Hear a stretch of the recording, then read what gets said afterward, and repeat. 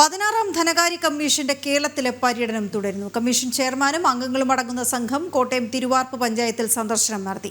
ധനകാര്യ commission report തയ്യാറാക്കുന്നതിനായി സംസ്ഥാനങ്ങളിലേക്കുള്ള പഠനയാത്രകളുടെ ഭാഗമായാണ് സന്ദർശനം.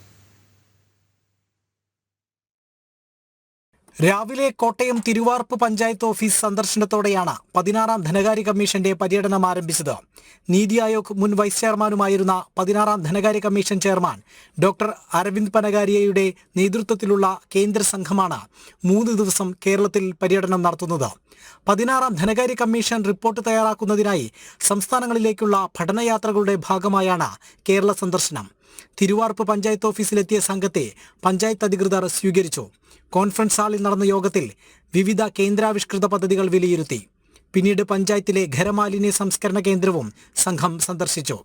നാളെ തിരുവനന്തപുരത്ത് മുഖ്യമന്ത്രിയും മന്ത്രിസഭാംഗങ്ങളും കേന്ദ്ര സംഘത്തെ സ്വീകരിക്കും, കൂടിക്കാഴ്ച നടത്തും.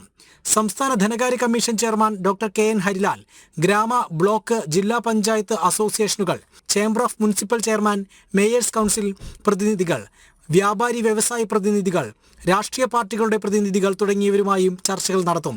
കമ്മീഷന്റെ റിപ്പോർട്ടിനും സംസ്ഥാനങ്ങൾക്കുള്ള ധനവിഹിതം സംബന്ധിച്ച തീർപ്പുകൾക്കും വലിയ പ്രാധാന്യമാണുള്ളത്.